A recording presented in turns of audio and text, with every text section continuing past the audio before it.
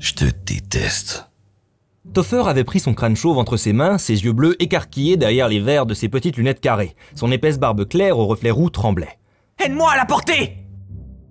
Nyx tenait la jeune femme par les bras, peinant à la soulever de plus de quelques centimètres. Juste après qu'elle n'ait perdu connaissance, il fut surpris de découvrir qu'elle pesait bien plus lourd que ce que sa frêle carrure aurait pu laisser penser. Il avait immédiatement contacté de l'aide, sachant que Topher, le pilote du Misery, traînait à quelques blocs de là. Après toutes ces sensations fortes, et en attendant les renforts, le jeune homme avait eu le temps de décuver. Pourquoi tu m'as appelé moi? Il y a des services de secours, hein? Tu vois pas les deux types de la corpe qui baignent dans leur sang, là-bas? Topher avait très bien vu la mare d'hémoglobine au bout de la ruelle. Il avait fait le choix conscient de prétendre qu'elle n'existait pas. Je suis pas médecin. Je sais même pas faire un pansement. Attrape ses jambes. Réticent, le gaillard commença à se pencher lentement. Grouille avant que quelqu'un d'autre n'arrive! Topher finit par saisir la jeune femme au niveau de ses bottes. Il fut immédiatement surpris par son poids. C'était un gaillard costaud avec ce qu'il faut de gras sur le bide et de muscles sur les bras, mais il était persuadé de ne pas peser autant que cette fille. La vache! Où est-ce que tu veux qu'on trimballe un morceau pareil? Au vaisseau. Le gaillard écarquilla les yeux de plus belle. T'es malade? Le capitaine! Yuli est à bord, non? La barbe de Topher avait beau cacher ses joues, Nyx pouvait deviner qu'elle venait de virer au pourpre. Yuli, l'officier médical de l'équipage, ne l'avait jamais laissé indifférent. Elle sera pas contente non plus. Opina Topher après s'être raclé la gorge. J'ai pas de meilleure idée. Topher leva les yeux au ciel. Cette seule nuit de permission dans le mois n'était clairement pas le moment de détente dont il avait rêvé. Ils se mirent en marche, les dents serrées, portant la massive jeune femme du mieux qu'ils le pouvaient. C'est un mauvais plan. Tais-toi et porte! Le hangar est super loin. On va jamais y arriver. Nyx essayait de garder la tête haute, mais son visage était cramoisi à cause de l'effort. Il n'avait avancé que d'une dizaine de mètres. Et même si on y arrive, il y a des patrouilles de la corp qui... Mais ferme-la! Les bras de Nyx lâchèrent et la jeune femme tomba au sol, la tête contre l'asphalte. Merde!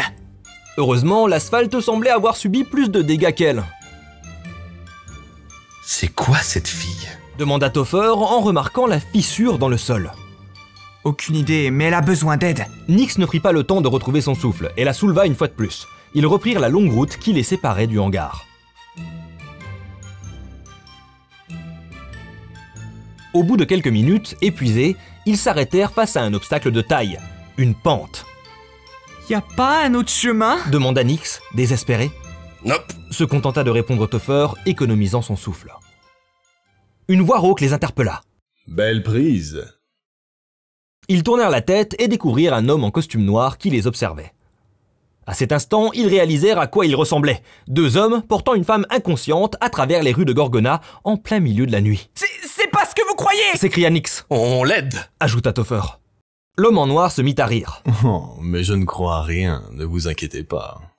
Les deux gaillards poussèrent un soupir de soulagement. Combien? Ajouta l'étranger. Nyx fronça les sourcils. Pardon? L'homme en noir haussa les épaules. La gamine, vous me la faites pour combien?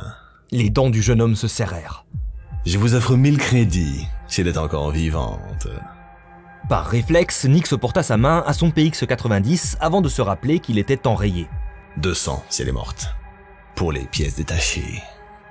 C'est pour ça que je déteste Gorgona. On n'est pas intéressé. Bonne soirée. Lança Topher. Mais moi, je le suis. L'homme s'avança vers eux, il sortit une arme, un tout petit calibre dissimulé dans la poche intérieure de sa veste. Topher! Chuchota Nyx. T'es venu équipé? C'est ma nuit de perme. Nyx haussa un sourcil. J'ai 2-3 grenades. Avoua finalement le gaillard. Ce n'était pas vraiment une bonne nouvelle. Les détonations pourraient rameuter la corpe bien plus vite qu'il n'était capable de déguerpir au vu de la charge à porter. Rien de plus discret? Non. Alors on fait comme aux Lost Bunnies. Topher acquiesça. Ils restèrent immobiles, la jeune femme dans les bras, tandis que l'homme approchait. C'est bien. Soyez sages. Une fois l'homme à quelques mètres d'eux, Nyx et Topher s'adressèrent un regard en guise de signal. De toute leur force, ils firent balancer la jeune femme d'avant en arrière, puis ils lâchèrent. Elle renversa l'homme comme une quille et l'écrasa au sol. Un coup partit de son arme et alla s'écraser contre le champ de force qui protégeait l'un des immeubles alentours. Le petit calibre glissa sur l'asphalte et Nyx le ramassa. Un LX-24? Constata-t-il, déçu. Ah, bordel! Bloqué sous le poids de la jeune femme, crachant du sang, l'homme en noir était encore conscient. T'aurais préféré être au-dessus, peut-être? Ironisa Nyx. L'homme lui jeta un regard noir avant de siffler bruyamment. Un hovercraft tuné surgit de la rue adjacente. Sur une pâture verte fluo, des flammes en LED clignotaient de toutes les couleurs. 3 hommes en costume noir, assortis de chemises à fleurs, en sortirent. Pourquoi les sales types sont toujours en bord? Déplora Topher. En quelques secondes, ils étaient encerclés par les truands d'un côté et bloqués par la pente de l'autre. Le sang moussant aux commissures de ses lèvres, l'homme en noir donna son ordre. Butez-les!